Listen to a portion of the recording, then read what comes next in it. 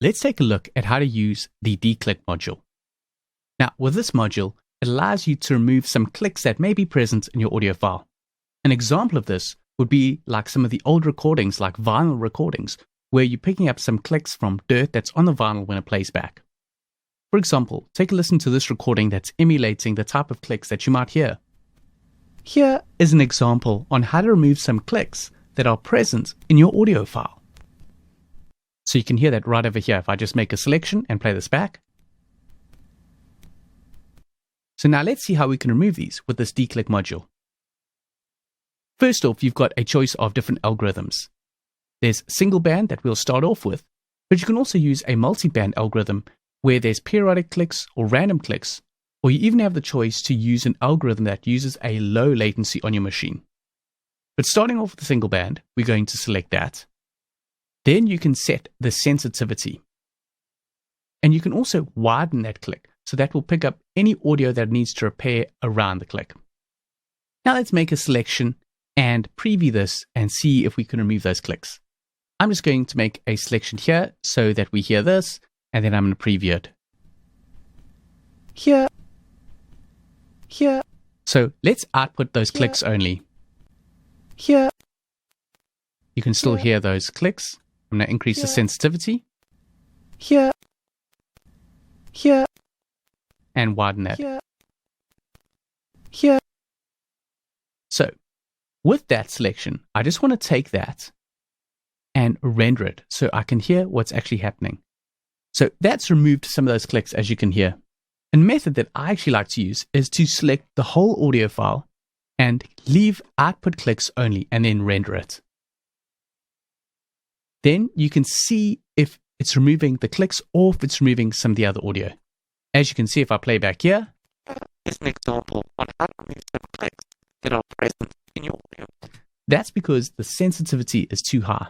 So I'm going to bring that back down, undo that, and then render it out again. So you can see that it's picking up just the clicks now.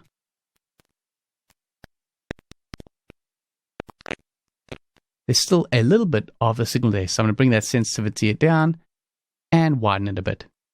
So I'm going to undo the changes, turn off the output clicks only. Now I'm going to select all the audio and render it. And as you can see, that has removed the clicks there. It's slightly reduced them, but they're probably still going to be present. Here is an example on how to remove some clicks that are present in your audio file. And as well, there you can still hear them. I could do another pass. Doing further runs of the DeClick can really help remove further clicks in the noise. So I'm going to reduce that slightly more and render it out again. Maybe increase the sensitivity, render it.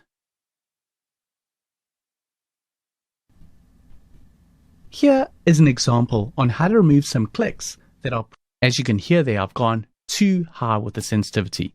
So I'm going to undo those changes. And instead, let's bring the sensitivity down and increase the widening. Here is an example on how to remove some clicks that are present in your audio file. So that's removed quite a bit of the clicks. What I could do is go in with some other modules like the voice denoise or the spectral denoise and remove that extra noise in that sound over here. But if we go back to the initial state, you can see the clicks are quite loud. And then if we go down to the 2 passes of the DeClick, it's much less. Now going back to the initial state, you can also choose a multi-band. So this is when there's periodic clicks that are happening always at the same time. You can also skew the frequency. So if the clicks are more predominantly in the lower area, you could push it there or push it up to the higher area. So using a low filter or high filter to skew where the frequency is that's going to be sort of focusing in on those clicks.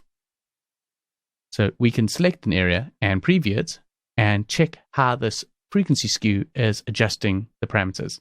I'm going to use a high sensitivity and reduce the click widening and preview it. Here is so that frequency is probably going to be sitting a bit higher up. So I'm going to leave it there and select everything and render it out. And taking a listen now. Here is an example on how to remove some clicks that are present in your audio file. Obviously that sensitivity is too high, and this multiband periodic clicks isn't working that great with this. So now let's try the multiband random clicks, because these clicks are quite random. They're not happening at a specific click every time. I know sometimes you get some electrical interference that comes into the signal, and those are more periodic, and you might want to use that then. But for this, let's use the multiband random clicks and select an area, preview it. Here is increase that sensitivity. Here is an bypass it. Here is an and preview it again. Here is an definitely has reduced that. I'm just going to widen it slightly and reduce that sensitivity. Select everything and render it. Now that's done quite a great job. Here is an example on how to remove some clicks that are present in your audio file. Going back to before, you can see those clicks over there. Here. And then going back to that multiband random clicks. Here. So it's definitely reduced them. There's still some extra noise in there. And like I said previously, you can either use a denoise or a spectral denoise to repair that and get rid of some extra noise that might be in your audio file. Then lastly, the other option is low latency. So this has also got a frequency skew. Basically, this is less taxing on your CPU. So if you've got quite a big audio file and it's going to take quite longer to render out, you might want to use the lower latency. But if you've got shorter, smaller files, then definitely try out some of these other algorithms. And also, what I forgot to mention is when it's playing through the audio, it's also going to show you how many clicks have been repaired.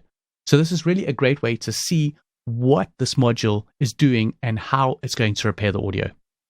Now, next up, let's take a look at the decrackle and how we can use this.